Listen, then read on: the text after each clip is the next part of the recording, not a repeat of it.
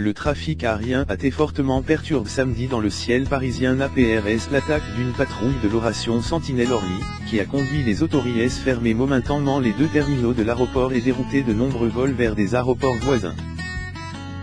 La situation redevenait progressivement la normale dimanche matin à l'aéroport parisien d'Orly, au lendemain de l'attaque contre des militaires qui avait conduit la fermeture momentanée de ces deux terminaux, a indiqué l'AFP un porte-parole d'Aéroports de Paris. Le trafic est plutôt normal. Il y a quand même encore un petit peu de retard, un retard moyen de 20 minutes au renfort au contrôlé, a déclaré ce porte-parole, ajoutant qu'une résorption du trafic TESPR d'ici midi. Une centaine de personnes qui n'avaient pas pu prendre leur vol samedi ont dormi à l'aéroport d'Orly, au débit d'appoint ont été installés, selon cette source.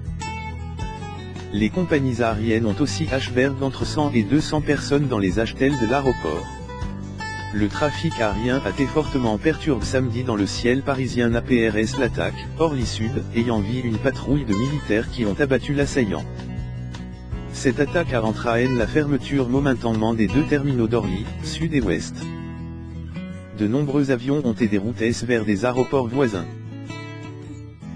6000 passagers déroutés. Selon le gestionnaire des aéroports parisiens, 178 vols ont été annulés au total, sur les 476 prévus samedi au départ et l'arrivée d'Orly. D'après la délégation générale de l'aviation civile, 34 vols ont par ailleurs été déroutés. Parmi eux, 33 ont atterri Roissy-Charles de Gaulle, et un Beauvais. En tout, 6000 passagers ont été concernés, a indiqué l'AFP un porte-parole. LNADP,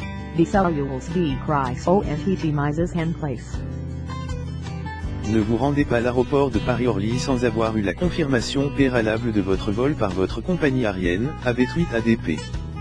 Quant aux passagers qui ont quitté le terminal d'Orly Sud sans leur bagage déjà enregistrés, ils doivent patienter avant de pouvoir les RER, le temps que toutes les orations de contrôle aient été menées, a-t-il précisé dans un communiqué.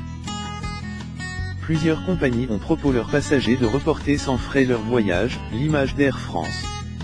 La compagnie était par ailleurs touchée samedi par une GRVE des hôtesses et stewards, mais ce mouvement n'a que peu de perturbations, selon la compagnie.